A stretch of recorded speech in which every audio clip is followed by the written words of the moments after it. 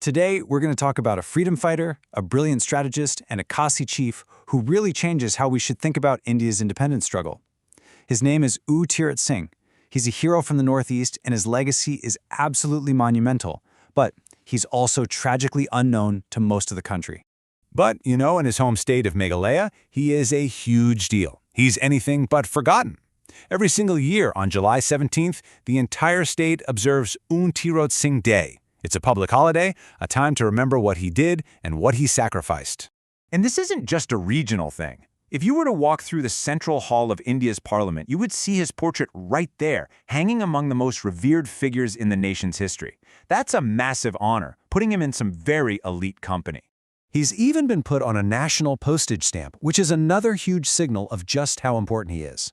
You see all these markers of a major historical figure. So you've got the state holiday, the portrait in parliament, the stamp, which brings us to the big question, right?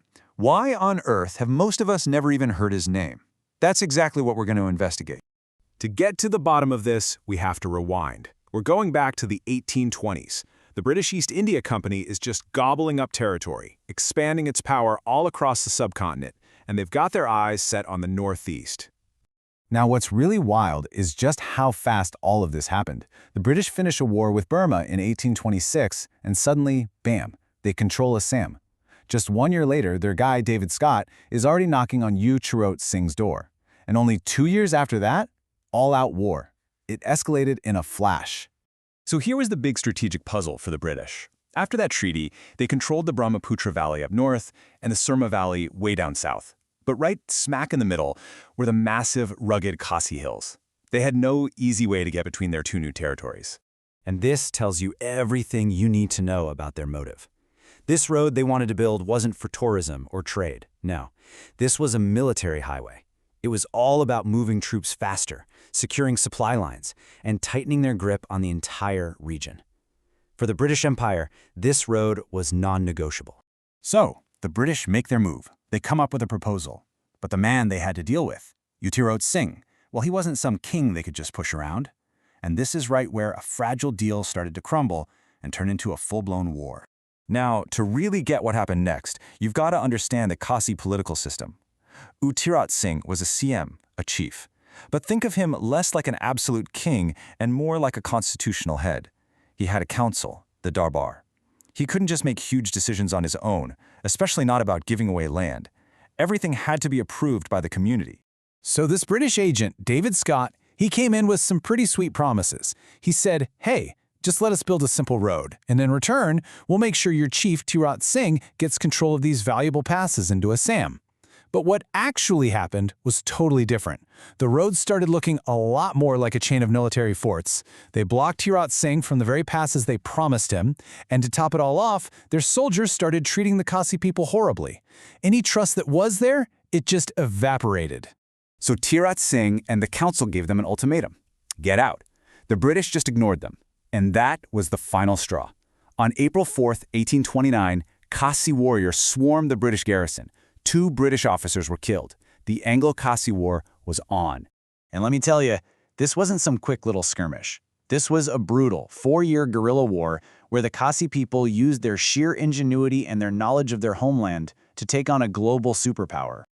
I mean, just look at this matchup. It's the classic David versus Goliath story. The Khasis have swords, shields, and bows. The British have muskets and bayonets. But the Khasis had the ultimate weapon, the terrain itself. They knew every single cave, gorge, and forest trail. They turned the hills into a fortress and completely disoriented the British forces. And Tirot Sing was a master strategist. This wasn't just random fighting. He ran a highly sophisticated guerrilla campaign, one of the first of its kind in India. He orchestrated ambushes on their supply lines. He used spies to lure the British into traps. He had small, fast-moving units that would strike and then just vanish back into the forest. For 4 years, he ran circles around the British military. But the British were getting desperate, so they played their trump card. They called on their allies, the Manipuri levy. See, the British had helped the kingdom of Manipur in a previous war, and now they were calling in that favor. And this is where the politics get really complex, because the British were using one local kingdom to fight another. It was a classic divide-and-conquer strategy. After 4 relentless years of war, the resistance finally came to an end. But here's the crucial part. U Tirot Sing was not defeated in battle. His downfall came from something else entirely: betrayal.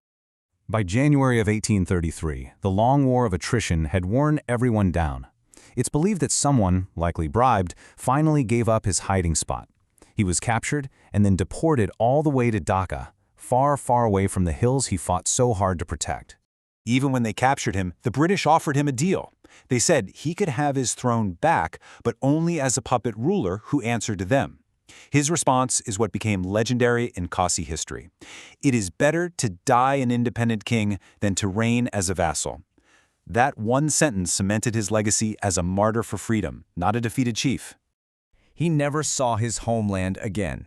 On July 17, 1835, Tirot Sing died in captivity in Dhaka. He was only about 33 years old. Just a tragic end for a leader who fought so fiercely for his people. So this brings us all the way back to our original question. How does a pioneer of guerrilla warfare, a man who held off the British Empire for 4 years, become a footnote in the national story? Well, the answer really lies in how history gets written. There are a few big reasons. First, mainstream Indian history often points to the 1857 mutiny as the start of the freedom struggle, so everything before that gets kind of overlooked. Second, the British colonials just dismissed these conflicts as frontier troubles, not real wars. Third, and this is so important, Khasi history was passed down through stories, through oral tradition, not in books for early historians to find. And finally, the main story of Indian history has just been focused on the Indo-Gangetic Plain for a long time, pushing stories from the northeast to the margins. And believe me, this isn't just dusty old history. As recently as 2024, a bust of Tirot Sing in Dhaka was vandalized. This just proves that almost 200 years later, his name and his legacy are still a potent and contested symbol in the region. His story is still very much alive. So we're left with this final thought. A Tirot Sing's story was almost lost, saved only by the oral traditions of his people and the work of dedicated historians. And it really makes you wonder, doesn't it? If a hero of this stature can be so easily forgotten, whose stories are still out there, just waiting to be told?